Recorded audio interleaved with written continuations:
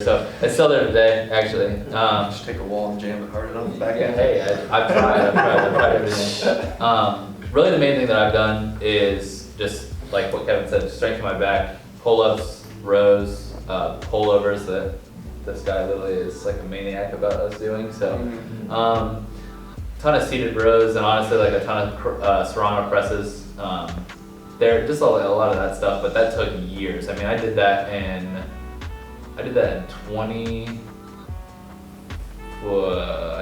2014 actually. I did that in 2014. It's 2021 right now, so it took me literally 7 years essentially to like even gain that strength back. Now, for the first 3 years. Yeah, but you just benched like 330 the other day, right? Yeah, I just been 330 pounds. That's like a lifetime PR, right? It is, yeah. So the most I'd done before that, I never thought I was gonna go above 275. When I was at the gym before I opened this, I remember doing 275 for 3, literally felt crazy heavy, and that hot poker feeling was coming back again. I swear to God, like it was like just separating more. I was like, yeah, we're just not gonna do this anymore.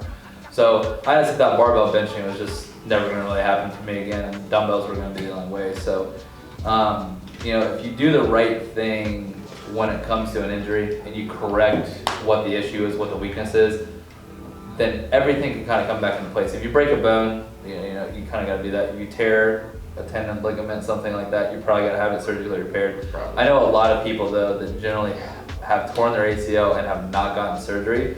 Now there's certain things that they can't do.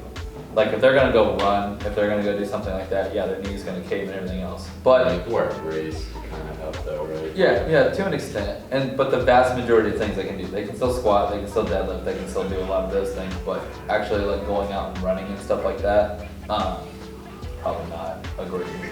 But And just getting to the problem right away, like Yeah. you said, because I know I'm guilty of continuing to play on an injury or trying to come back from an injury. I mean, how many times did you roll your ankle and you're like, okay, well, I'm just gonna take my shoes up and I'm ready to go. Or hey, coach, you got that ankle brace? Throw it on and you're back in the game. So many times, we do that. But if you actually take a step back and address what it is that's going on, I mean, shoot, like whenever you have ACL reconstruction now, you're pretty much like up and walking like right after surgery. You know what I mean? Like before they were, oh no, don't do anything. It's terrible to do stuff. Like blood flow is king. Getting blood to the area. Well, yeah, that's getting what I circulating, want to so- go back to like the ice thing. So like, I know you kind of say it kind of like depends, but yeah, but isn't it like the other school thought like you should like not like ice it, but you shouldn't stop completely. You should like kind of like still like be moving it through. That way you're getting the blood flow. It's like fresh nutrients and stuff like through the joint. I mean, or whatever. that's why like concentric exercise, like sled drags, anything dealing with that, like where essentially there's no lengthening of the muscle, there's no damage that can occur, therefore, yes. Tendons lack blood flow too, so most of the time whenever you're doing anything to like help heal a tendon, it's gonna be north of 50 reps. So, muscle is like, you do a couple bicep curls, bam, like you got a little bit of pump going, but to actually get your bicep tendons and, up here connected to the shoulder, like you have to do 50 plus reps in order to get that. So keep that in mind when it comes to healing injuries. What? It's like, damn. It's like shrugs. Shrugs on 50 reps. Yeah, it is. I feel like on the icing thing, like where it's gotten a bad rap, is I feel like some people just abuse it. Like, I don't know, I feel like some people are just like, oh, it feels good, then they just lay there for like an hour, hour and a half, like with the ice on something where it's like, When you're doing I don't know. exercise, anything for like 10, 20 well, I minutes know, like tops. that's where I feel like that definitely got lost, because like I definitely know people who would like sit on the couch and just like throw ice on their shoulder for like an hour and like watch some show. So it's like, I feel like that's almost where like some of the miscommunication might be. So one thing that here's where I said it's a double-edged sword. So it's great if you need to cut down inflammation. Like typically they say ice for 24 hours, ice and heat for the next 48, and then typically. I mean, it makes sense if you gotta do PT on your knee because you just tore your ACL. Like you Yeah. want to be able to move it to Yeah. work So on it. the other thing too with that is like, and I tell all my clients this, God forbid you have an injury, if you do ice, don't go try to do something immediately, right? Because there's no blood flow in there, it's stiff. When it's cold as shit outside, Columbus, Ohio, we get snow, ice, and everything else.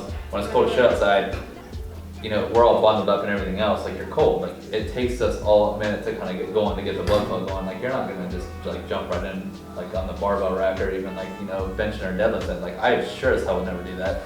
You get warm, it takes a minute. So I always tell people, ice if you're gonna be sedentary, heat if you're gonna go be active. I think that's a pretty simple rule of thumb to get the blood flow and everything else, you know? But obviously everybody's going to say different things and stuff like that too. Like in there, again, I think it's such a case by case scenario too, that, you know, it all just depends. Anything else on injuries? So I'm like, what's your opinion on like maintenance work?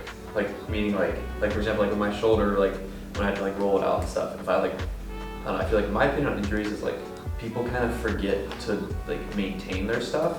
So it's like for example, like if you're doing like strength exercises for like your shoulder and upper back, and then you just stop doing it, like you might be fine for like a little bit, and then all of a sudden like people start to see it happening again.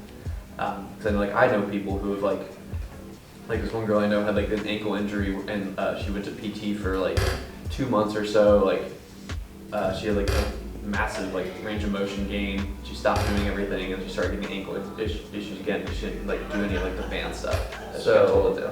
My 2 cents on that is typically like normal PT protocol, depending on the person, depending on what it is, anywhere from 1 to 3 days a week is how it starts, right? You get to a certain point, once you get to that point, you're like, okay, cool, like I kind of got the green light, I'm good to go, whatever. What I believe is after you kind of get to that point, you still progress. So you just still progress through what it is you're doing, it just might change. So instead of doing it direct 3 times a week for an hour of physical therapy, right? Maybe you just throw it in at the beginning of your workout, depending on like what it is you're doing. So whatever you start with in the workout is like where you're gonna have the most neurological focus towards. So like if you still have that injury, start with there. If you're fresh out of PT, that should be the first thing you start with to get everything going. Do your workout, foam roll, stretch, roll, whatever you have to do, and then go on your merry way. Over time, that will gradually transition to the backside of your workout or throughout the workout and progress, right? So you having a shoulder injury, you gave that as an example, you know, you're doing your stuff. How many days a week were you doing Serrano presses when you first came here? Like 3? Yeah, and like any upper body day really. Okay, and then now what are you down to? Like your shoulder's better. Right, yeah, I mean I roll it out still every day before like we do anything, but I really like if I press and I feel something weird or tighten up, like I might do them, but I honestly do them like every time. So what I do is like, as I mentioned, like the progression, so like maybe you start with Serrano presses 3 days a week, then you go to X exercise that's gonna strengthen that same area in your mid-back, go on to the next thing, and then once you get to that 3rd phase, bring it back to the Serrano press, just bring a different variation. Okay. Because your body's gonna see it as a new stimulus, right? Depending on, and this is another thing when it comes to weightlifting and everything else, depending on the experience of the lifter, so it's called training age, okay? Whenever you started working out, and I'm not just talking about like in your basement, benching with your brother and your buddies or whatever in 6th grade that we all started with. I'm talking about like organized program design that is very thought out and structured. So whenever that point started, that is when that clock starts. So if it started at 15 and you're 20, you got a 5-year training age. The longer that training age, so these guys that have been in the industry forever, these dinosaurs, like they have to switch their stuff up pretty routinely, right? So every 2 weeks, 3 weeks max. You see anywhere from, I mean, West Side is pretty much like every week for the most part, but then everywhere else I think is generally, you know, that's also like just boredom and like mental sanity I think too. But 4 to 6 weeks is pretty normal.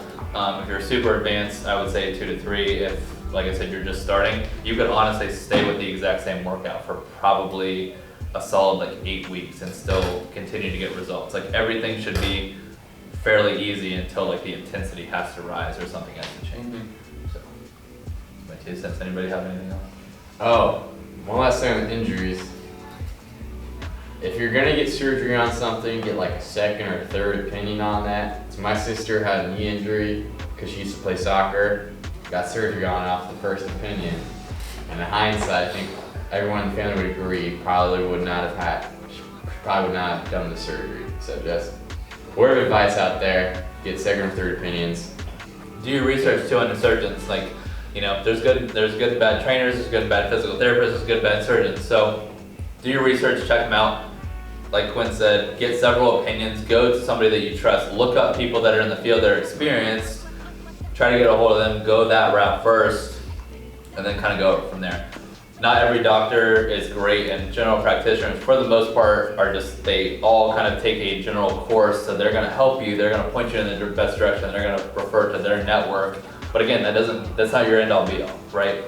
So do your research, find the good people, they are out there, and yeah. If you guys ever need any help, ask. I will do my best to help you with whatever it is I can. Please like, subscribe to the YouTube channel, and let us know in the comments what you guys want to see next. Thank you guys so much for watching.